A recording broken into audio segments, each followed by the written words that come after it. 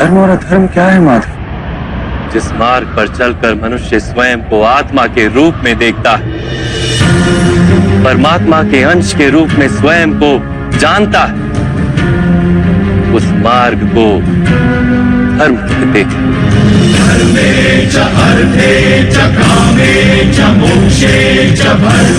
जब मनुष्य स्वयं को परमात्मा के अंश के रूप में जान लेता है, तब उसे यह अनुभूति होती है कि ये सृष्टि ही परमात्मा है और ये परमात्मा ही सृष्टि है। सृष्टि और परमात्मा में कोई भेद नहीं।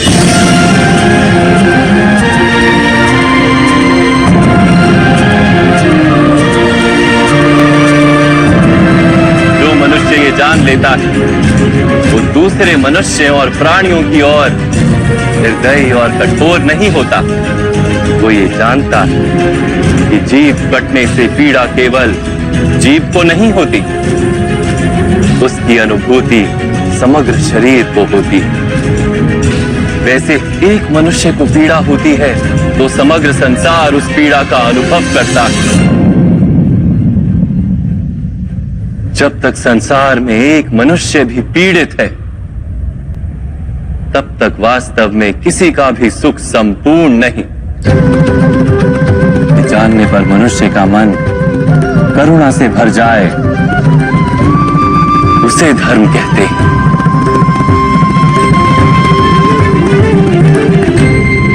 जब किसी पर तमस गुण छाया होता है, तो वो दूसरों के प्रति कठोर, निर्दयी और स्वार्थी हो जाता है। अपने माने हुए सुख के लिए दूसरों को दुख देता है। परमात्मा की ओर गति नहीं हो पाती उसकी। अर्थात अधर्म परमात्मा से दूर ले जाने वाले मार्ग का नाम। अर्थात अधर्म तो अज्ञान का दूसरा नाम। तो फिर अज्ञानी के प्रति तो दया होनी आवश्यक है ना? दंड का क्या तात्पर्य है?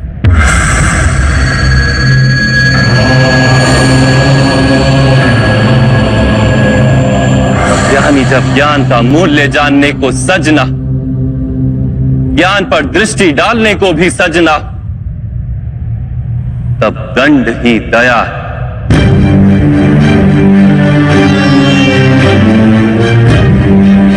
उसके प्रति भी और दूसरों के प्रति भी।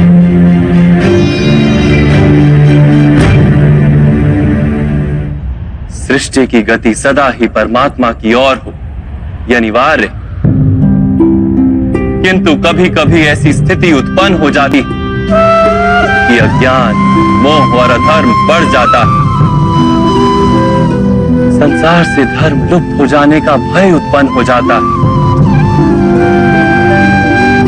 संसार से जब धर्म लुप्त हो जाता है, करुणा भी नष्ट हो जाती है और सत्य भी नष्ट हो जाता है। आने वाली पीढ़ियों को धर्म प्राप्त हो सके, इसके लिए आज अधर्मियों का नाश करके धर्म की पुनः स्थापना करना अनिवार्य है। कथा संग्राम की, विश्व के कल्याण की। आज भी ऐसी ही स्थिति है पार्थ, और धर्म स्थापना का कर्तव्य तुम्हारा। इसलिए निर्बलता का त्याग करो और इस युद्ध के लिए सज हो जाओ, और इस युद्ध के लिए सज हो जाओ।